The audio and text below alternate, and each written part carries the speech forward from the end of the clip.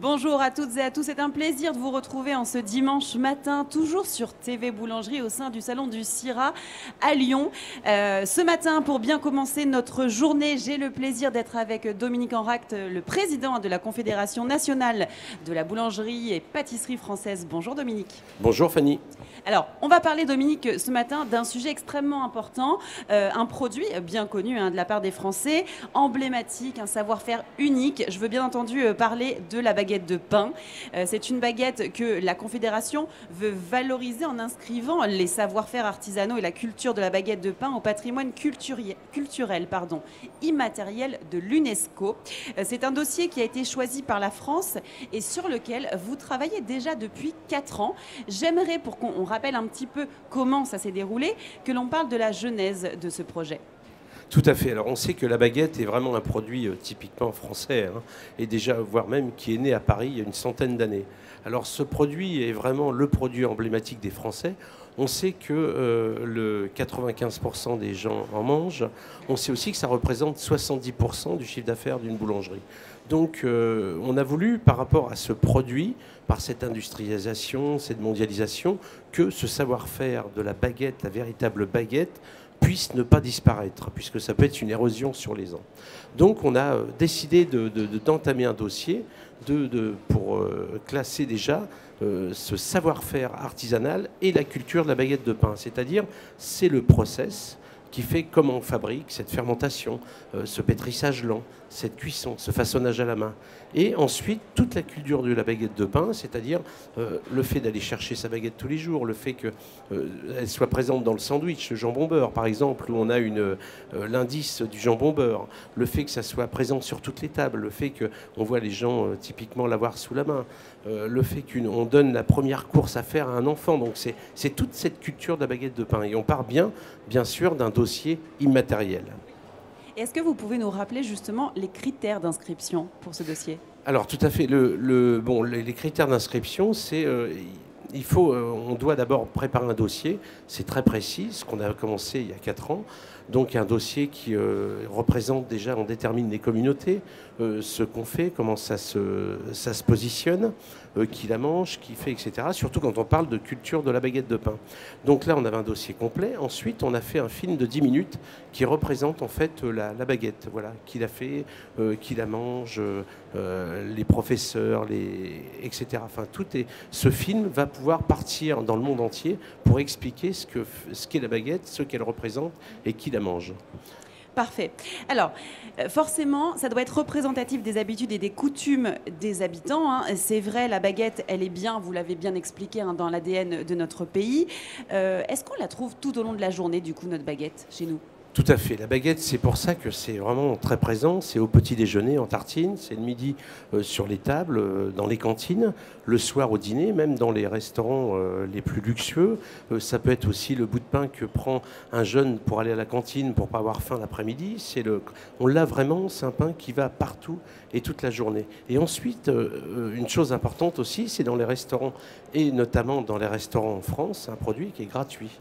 Il y a 2 produits qui sont l'eau et le pain, et effectivement, le produit est gratuit dans un restaurant. C'est vrai que dans d'autres pays, on paye le pain quand on veut le manger, alors qu'en France, chez nous, c'est tellement traditionnel que c'est gratuit, effectivement.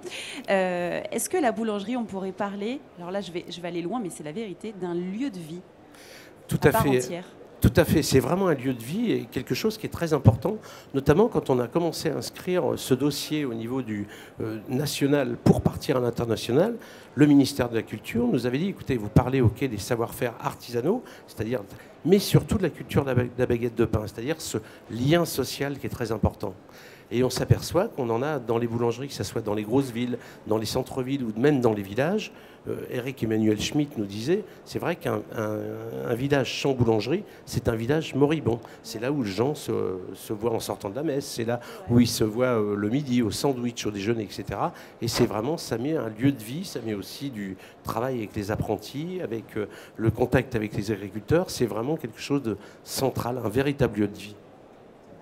Et qu'est-ce que justement, alors, cette inscription à l'UNESCO va apporter à la baguette et à la profession ? Alors c'est très important parce que quand on fait un...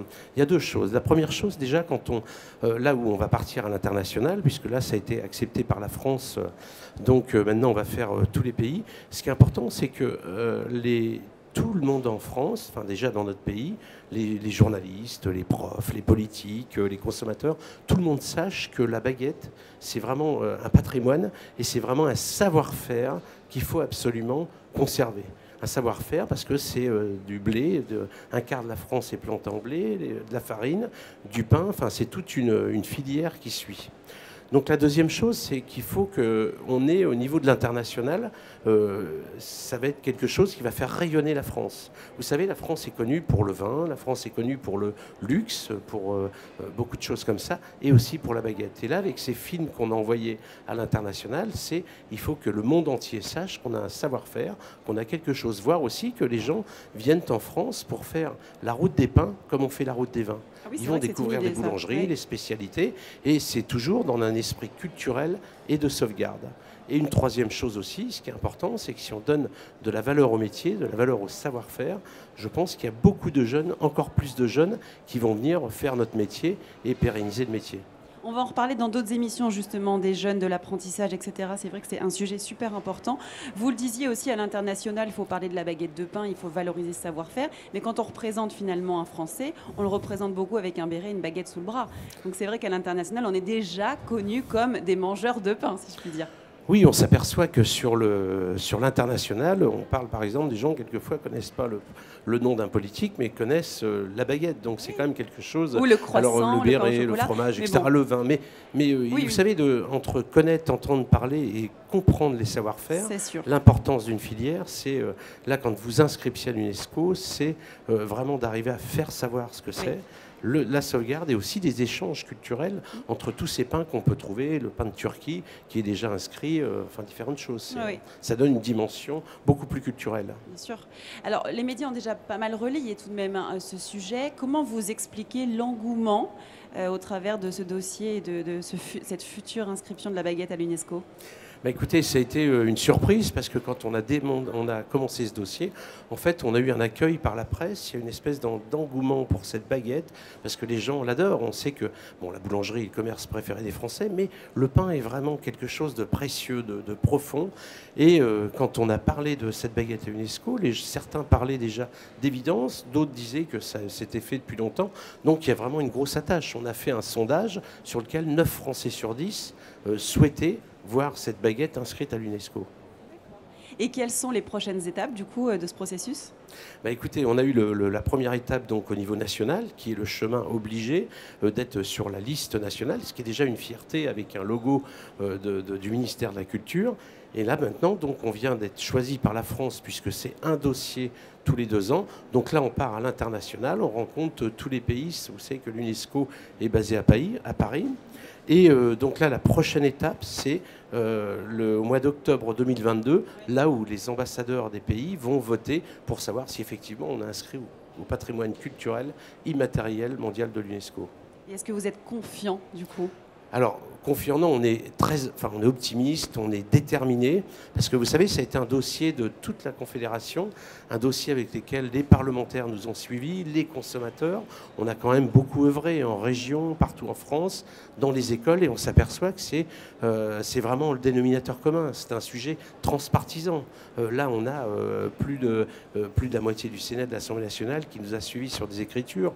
On a aussi des gens politiques. Donc, on est bien sûr... on n'est pas confiant, on est optimiste et on ne voudrait pas vendre la peau de l'ours avant de l'avoir tué, mais on aimerait bien que ça se fasse.